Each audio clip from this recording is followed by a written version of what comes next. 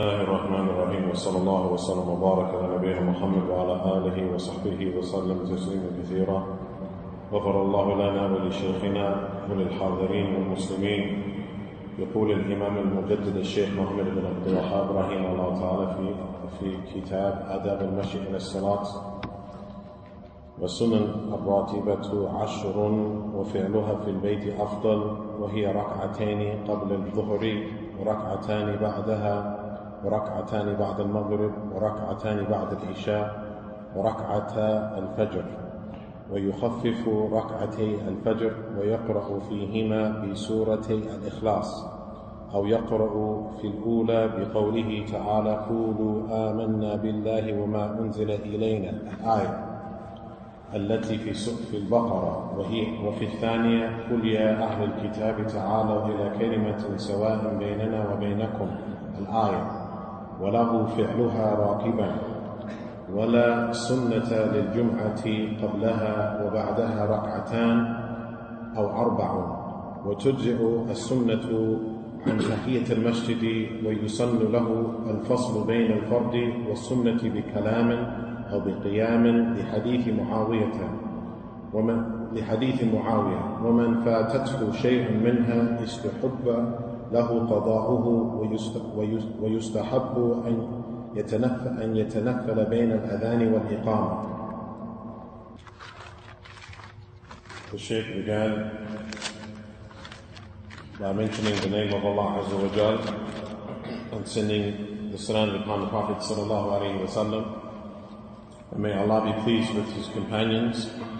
Then he said that indeed this book, this treatise that we are reading, it is upon the Muslim to be diligent. He said, indeed this book is from the important books, and it is befitting for the Muslim to be diligent in completing the acts of worship which are mentioned in the book. And the acts of worship are related to the most important pillar from the most important pillars of Iman, and that is the 5 daily prayers, and likewise the supererogatory prayers. And the Shaykh Habibullah Ta'ala mentioned as a proof of that the Hadith al-Qudsi, where the Prophet ﷺ said that Allah Azza wa Jal said that my servant cannot gain nearness to me except with that which I have made obligatory upon him.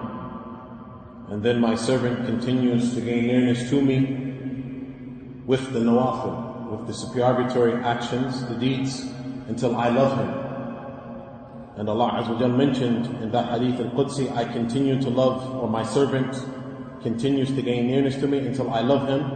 When I love him, I become his sight by which he hears, his sight by which he sees, his hearing by which he hears, and his hand by which he grabs.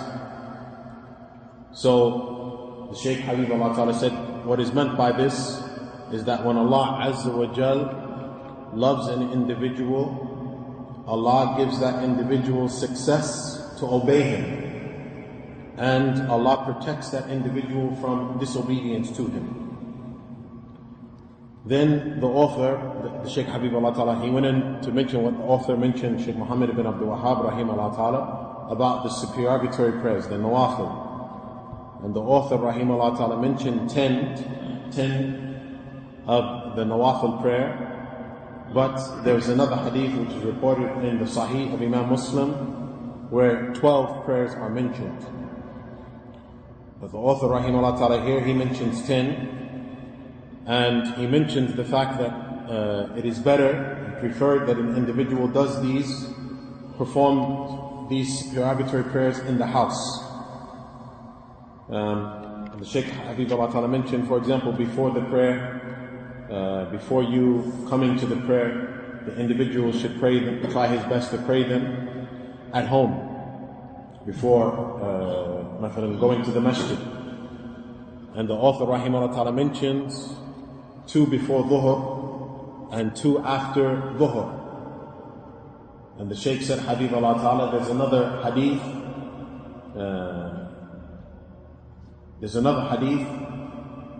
in Sahih Muslim that mentions 4 before Dhuhr.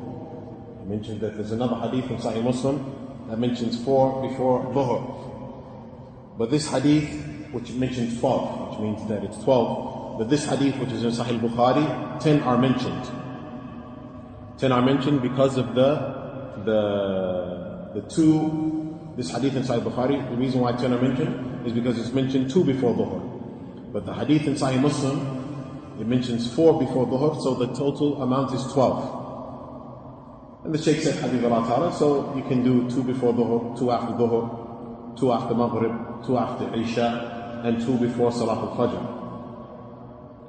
And the shaykh mentioned, Habibullah Ta'ala, it's easier for a person to do the sunnah prayers before the salat in his home, before coming to the masjid, because more than likely there won't be any type of disturbance for him. And you also have a hadith which encourages the individual to do the supererogatory prayers in the home, and that's the hadith of the Prophet ﷺ. The best supererogatory prayer is that which is done in the home, or the best of the prayers is that which is done in the home. The best of the prayers is that which is done in the home, except what is obligatory.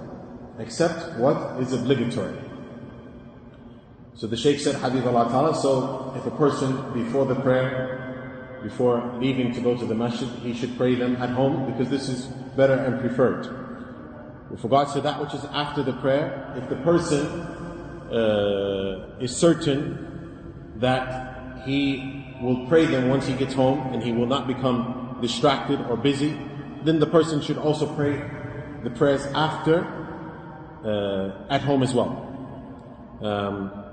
And the shaykh mentioned, Habibullah Ta'ala, and individuals praying at home, the supererogatory prayers is something important. It is something important, and it has blessings for the home. Then the shaykh mentioned, Habibullah Ta'ala, we should understand that the supererogatory prayer, they are connected to the obligatory prayers. It's as if they were part of the obligatory prayers, because they complete them. So it's befitting for an individual to be diligent and vigorous in completing the obligatory prayers and the supererogatory prayers. Then the shaykh mentioned, Habibullah Ta'ala, Then the shaykh mentioned, Habibullah Ta'ala, with regards to making them up. He said, for example, if an individual entered into the masjid at the time that the congregation was praying Dhuhr,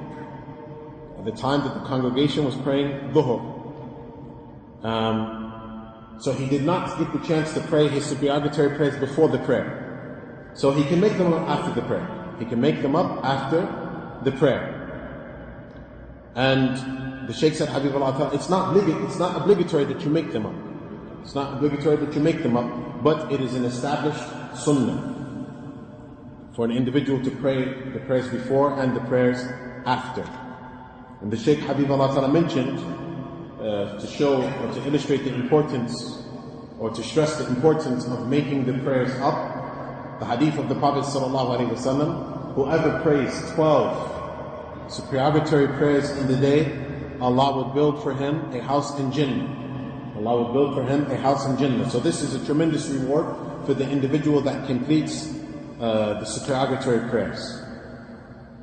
Then the author rahimahullah ta'ala mentioned, وَيُخَفِّفْ رَكْعَتَيْ الْفَجْرِ. The person should shorten the 2 units of prayer that he does before Fajr. The shaykh asked Habibullah Ta'ala, he said, why should you shorten them? Because this is the action of the Prophet sallallahu alaihi wasallam. You are following the way of the Prophet sallallahu alaihi wasallam. And you should read Suratay. The author mentioned the 2 prayers of Al-Ikhlas. And the shaykh clarified for that. He said the first is Surah Al-Kafirun and the second is Surah Al-Ikhlas. So for example, in the first unit of prayer, you read Surah Al-Kafirun, and in the second unit of prayer, you read Surah Al-Ikhlas. And the shaykh said, Habibullah Ta'ala, Surah Al-Kafirun is longer. And this is the sunnah of the Prophet ﷺ, that in the first unit of the prayer, he recites that which is longer, and in the second unit of prayer, he recites that which is shorter. So Surah Al-Kafirun is longer than Surah Al-Ikhlas. And then the shaykh said, Habibullah Ta'ala, but if you change them, if in the first unit of prayer you recite Surah Al-Ikhlas, and in the second unit of prayer you recite Surah Al-Kafirun, it is still accepted. It is still accepted. The salat is correct. Or you can recite the two verses that the author mentioned, rahimahullah ta'ala, the two short verses in Surah Al-Baqarah and in Surah Al-Imran. This is also can be recited. Then the Shaykh said, Hafidhullah ta'ala, with regards to shortening the 2 units of prayer before Salat al-Fajr. Because we're talking about the 2 units of prayer before Salat al-Fajr. He said, with regards to shortening them, the proof for that is that Aisha radiallahu ta'ala anha, the wife of the Prophet sallallahu alayhi wa sallam, she said that the Prophet sallallahu alayhi wa sallam used to shorten these 2 units so much, or to the extent that I used to say to myself, did he even recite Surah Al-Fatiha? Did he even recite Surah Al-Fatiha? So this shows that he made them very short. But the Shaykh said, Hafidhullah ta'ala, but the person should be careful to complete the ruku' and the sujood. The person has to make sure that they complete the ruku' and the sujood. Because the Prophet ﷺ, he ordered that they be complete. In the hadith that we mentioned previously of the man who prayed incorrectly, the Prophet ﷺ said, read that which you can read from the Quran. Then go into ruku' until you are comfortable. And then come up until you stand up straight. And then go into sujood until you are comfortable. So that order of the Prophet ﷺ, that command of the Prophet ﷺ informs us that even though the Prophet ﷺ shortened the 2 units of prayer, but he still completed the ruku' and the sujood sallallahu alayhi wa sallam. Then the Shaykh mentioned, then the author rahimahullah ta'ala mentioned, وَلَهُ فِعْلُهَا رَاكِبًا, and the person, these 2 units of prayer before Salat al-Fajr, it is permissible for the person to perform them while he is on his riding beast, or in his sitting down, while the individual is sitting down. The Shaykh said, Habibullah ta'ala, so for example, if a person prayed Salat al-Dhuhr, the Shaykh said, Habibullah ta'ala, mathalan, a person prayed Salat al-Dhuhr, and then for some reason the individual had to leave the masjid. He had to leave the masjid, he was in a rush. So while he's in his vehicle, for example, he prays the sunnah prayers, it's permissible. And the same for al-Maghrib, after Salat al-Maghrib, and the same for, mathalan, after Salat al-Isha. For some reason, the individual had to leave the masjid in a rush after praying the obligatory prayer. It's permissible while the individual is sitting to pray the supererogatory prayer. That's after the prayer. And even before the prayer, the Shaykh said, Habibullah ta'ala, for example, if a person leaves his home and he's heading toward the masjid, if a person leaves his home and he's heading toward the masjid, on the way to the masjid he prays the sunnah prayers while he's sitting in his vehicle. This is permissible. Then the author rahimahullah ta'ala goes on to mention the sunnah as it relates to the Jummah prayer, the Friday prayer. And he says that there is no established sunnah before the Friday prayer. The Shaykh said, Habibullah ta'ala, the Prophet ﷺ did not specify a specific number of prayers before the Jummah prayer. Before the Jummah prayer. But what the Prophet did ﷺ, he said, whoever cleans himself and washes and then puts on some fragrance and then goes the first hour, it is as if he has slaughtered a camel. And then he goes the second hour, it is as if he has slaughtered a cow. And then he goes the third hour, and it is as if he has slaughtered a sheep or a goat. And then he goes the fourth hour, and it is as if he has slaughtered, or he gets the reward as if he has slaughtered a chicken. And then he goes the fifth hour, which is the last hour right before Jum'ah, and it is as if he has slaughtered an egg, or it is as if he has sacrificed an egg.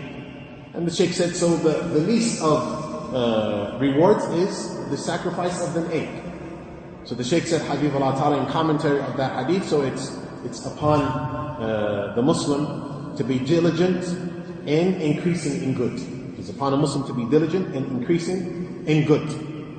Then the Prophet ﷺ said, after he mentioned the reward for coming the first, the second, the third, all the way to the fifth hour, Then the Prophet ﷺ said, and then the individual prays that which he wishes. So when the individual enters into the masjid, the individual on Yawm al-Jum'ah, before the Imam begins, the individual can pray as much as he wishes. The Shaykh said, Habib Allah Ta'ala, if you can pray 2, pray 2. If you can pray 8, if you can pray 10, if you can pray 12, all of this is permissible. The Shaykh said, Habib Allah Ta'ala, all of this is permissible. And it is from the sunnah that you pray in twos, if you pray in pairs. So you pray 2, you make taslim, you pray another 2, you make taslim. This is the sunnah of the Prophet ﷺ, just as it is the sunnah to do this at night. Just as it is the sunnah to do this at night, because the hadith of the Prophet ﷺ, Salatul Layl, Mathna Mathna. The hadith where the Prophet ﷺ said the night prayer is in pairs, 2 by 2. And the Shaykh said, Habib Allah Ta'ala, there's another lafz, there's another wording of this hadith where the Prophet ﷺ said, the prayer of the day and night is 2 by 2. So the Shaykh said, Habib Allah Ta'ala, so what is better is that the person prays in pairs, 2 by 2. But if the person prays 4, he said if a person prays 4 units of prayer with 1 taslim at the end, it is still accepted. Or if they pray 6, we're still talking about Salat al-Jum'ah. If the person prays 6 units, if they pray straight 6 units without stopping, and they make a taslim at the end, or if they pray 8, and they make 1 taslim at the end, it is accepted. It is accepted. But what is better is that you do as the Prophet ﷺ mentioned, and that you do 2 and you make taslim, and you do 2 and you make taslim.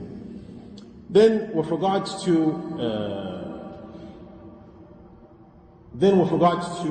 Salat al-Jum'ah after, so we completed before, with regards to after Salat al-Jum'ah, the Shaykh mentioned, Habib Allah Ta'ala, that it's the sunnah to pray 4 after. It is the sunnah to pray 4 after. For example, if a person finishes Salat al-Jum'ah, they go home and they pray 4. This is something which is good. And the Shaykh said, Habib Allah Ta'ala, performing the supererogatory prayer after Jum'ah or any prayer in the home is something which is important. It is something which is important. The Shaykh said, Habib Allah Ta'ala, this purifies the home. This is a means of purification for the home, to pray supererogatory prayers in home. And likewise, it is a means of teaching the people who pray at home. For example, to teach the children, to teach the women, to teach the young girls. So the Shaykh said, Habib Allah Ta'ala, it is recommended that the man prays the supererogatory prayers at home. And the Shaykh said, Habib Allah Ta'ala, there's no doubt that the best place for the woman to pray is at home. As is mentioned in the hadith of the Prophet ﷺ, where the Prophet ﷺ said, if your wife requests from you to go to the masjid, then don't prevent them, but their homes are better for them. But their homes are better for them. So the fact that the women pray at home and the young girls pray at home, if the man finishes Salat al-Jum'ah, it's good that he goes home and he prays the supererogatory prayers. And the Shaykh mentioned, Habib Allah Ta'ala, you can do 2 or you can do 4. Then the Shaykh said, Habib Allah Ta'ala, with regards to the prayer after Salat al-Jum'ah, it is not legislated that the individual, as soon as he finishes Jum'ah, he stands up and he prays. This is not legislated. What is legislated is that the individual busies himself after Salat al-Jum'ah, the obligatory prayer. What's legislated is that the individual busies himself with the remembrance of Allah. He busies himself with supplicating, or he talks to someone, or he moves his place before standing up to pray the supererogatory prayer. This is because of the hadith, which is reported in Sahih Muslim on the authority of Muawiyah radiallahu ta'ala, that a person had prayed in the company of Muawiyah, and once they finished the prayer, the person stood up, immediately stood to perform the supererogatory prayer. And once he finished, Muawiyah called him and said, we have been prevented from doing so. We have been prevented from doing so, so do not do so. So Muawiyah radiallahu ta'ala informed the individual, the hadith, we have been prevented from doing so, except that we speak or we change our location. That's the hadith. We have been prevented from doing so, except that we have spoken or we've changed our location. So if an individual wants to pray in the masjid, mathalan, the sunnah prayers after Salat al-Jum'ah, he should either busy himself with supplication first, or he should speak to someone, or he should change his place based on that hadith of Muawiyah radiallahu ta'ala. Then with regards to Tahiyyat al-Masjid, the prayer for greeting the masjid, this is the sunnah.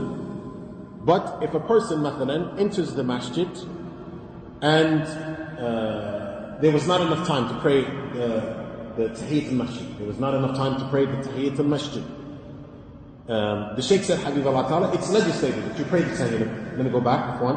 The Shaykh said, Habibullah Ta'ala, it's legislated to pray the 2 units before you sit, because the hadith of the Prophet Sallallahu Alaihi Wasallam, if any of you enters into the masjid, if someone enters into the masjid, don't sit until you pray 2 units of prayer. So this is the 2 units of greeting, or for greeting the masjid. And the Shaykh said, Habibullah Ta'ala, the asl, the origin of the commands of the Prophet ﷺ is that it's obligatory. So if the Prophet ﷺ has instructed us to do something, the origin is that his instructions are obligatory. So then the Shaykh said, Habibullah Ta'ala, but for example, and what shows that it's obligatory, is the statement of Allah Azza wa Jalla, وَمَا آتَاكُمُ الرَّسُولُ فَخُذُوهُ. The statement of Allah Azza wa Jalla in the Quran, whatever the messenger gives you, then take it.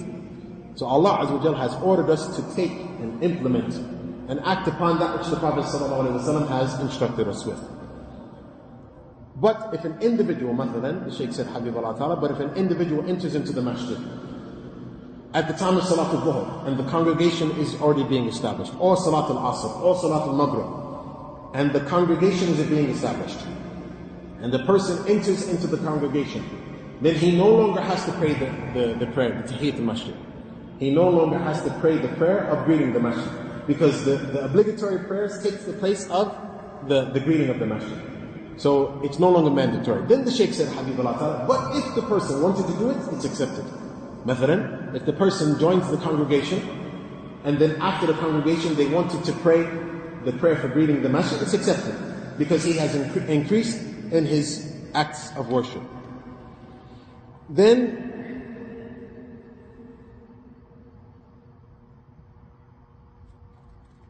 the Shaykh said, Habibullah, no, the author, he went back to what the author mentioned, and that is, it's from the sunnah that if a person prays an obligatory prayer, and now they want to pray a supererogatory prayer, it's from the sunnah that the individual doesn't do so immediately, that the individual, they make tasbih, and they talk to someone, or they remember Allah Azza wa Jalla, they shouldn't join the obligatory prayer immediately with the supererogatory prayer. Then the Shaykh mentioned, Habibullah Ta'ala, the issue of if you enter into the masjid and you begin your supererogatory prayer. You begin your 2 units of either the prayer before the salat or the prayer for greeting the masjid. And while you're in that prayer, they call the adhan. They call the iqamah. While you're in that prayer, they call the iqamah. The Shaykh said, the hadith of the Prophet sallallahu alaihi wasallam, إِذَا أُقِيمَتِ الصَّلَاةِ فَلَا صَلَاةَ إِلَّا الْمَكْتُوبَةِ. If the call to prayer is given, then there is no prayer except the obligatory prayer. So that means, the Shaykh said, Habibullah Ta'ala, so if you just began your supererogatory prayer, if you're at the beginning of it, and the iqamah is called, so the congregation is about to start, then you have to break the supererogatory prayer. You have to break it, and you join the supererogatory prayer. You join the obligatory prayer. You join the congregation. Once again, so if you are in the beginning of your supererogatory prayer, and then the call to the obligatory prayer is established, and the congregation is lining up, you have to break it, and you have to join them. But if you're at the end of it, then you enter into the masjid, you start your supererogatory prayer, and then you are right at the end, and then the call for the congregation is given, the congregation is lining up, the Shaykh said, just finish it, yani don't cut it, but quickly finish it, and then join the obligatory prayer. Then he said, Habibullah Ta'ala, but if you were in the beginning of it, and you cut it, you discontinued it, and then you joined the obligatory prayer, after you finish the obligatory prayer, it's permissible for you to to start your supererogatory prayer again, it is permissible for you to make it up. It is not a problem. And the Shaykh said, Habibullah Ta'ala, with regards to making it up, the prayers at the end, the supererogatory prayers, he said, because he said you can even make it up later on. He said, mathalan, it happens a lot that a person prays the obligatory prayer, and then once they finish, the caretaker, he wants to close the masjid. The masjid is closing, or someone has to go somewhere. So it's permissible for you to later on pray the supererogatory prayer, the nawafil. And he said the same thing. Mathalan, a person was, for example, his norm is that he prays four before dhuhr, but because of some reason he was busy, he was distracted, he couldn't pray the four before dhuhr. It's permissible to pray them later on in the day. No. Then the Shaykh Habibullah Ta'ala mentioned the prayer between the adhan and the iqamah. He said it's the sunnah to pray between the adhan and the iqamah. This was the statement of the Prophet ﷺ, where the Prophet ﷺ said, "Bain al-adhanayn," between the two adhans. And the Shaykh said, Habibullah Ta'ala, what is meant by the two adhan? Because the adhan means the call. The word adhan means the call. So what's meant by the statement of the Prophet ﷺ between the two adhans is the adhan and the iqamah. Between the adhan and the iqamah, there's salat. A person can pray. So the Shaykh said, Habibullah Ta'ala, for example, you want to pray Tahiyyat al-Masjid, or you want to pray anything. Then the Shaykh said, Habibullah Ta'ala, what is the case if a person enters into the masjid before the adhan? A person enters into the masjid before the adhan and they pray Tahiyyat al-Masjid. And then the adhan is called. After the adhan is called, the person should stand up and pray again. Because of the hadith of the Prophet ﷺ, Bain al-adhanayn. There's a hadith where the Prophet ﷺ said, between the two calls is a prayer. So the Shaykh said, Habibullah Ta'ala, so even if you entered into the masjid before the adhan, and you prayed the prayer for greeting the masjid, you prayed the nawafil, the supererogatory prayer, and now the adhan is called, you should still pray. You should pray in between the adhan and the iqamah because of the hadith of the Prophet ﷺ. And in fact, the Prophet ﷺ said this 3 times. The Prophet ﷺ said it 3 times, and the last time he said, liman sha, whoever wants to. So that shows it's not obligatory.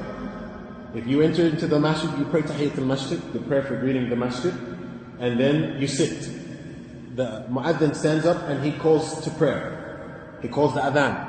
It's not obligatory for you, after the adhan, for you to pray. Because the Prophet ﷺ said, liman sha, whoever wants to. So it's recommended that you do so. And the fact that the Prophet ﷺ said it 3 times shows that it's an established sunnah. It's something that a person should be diligent and vigorous in doing, because the Prophet ﷺ said it 3 times.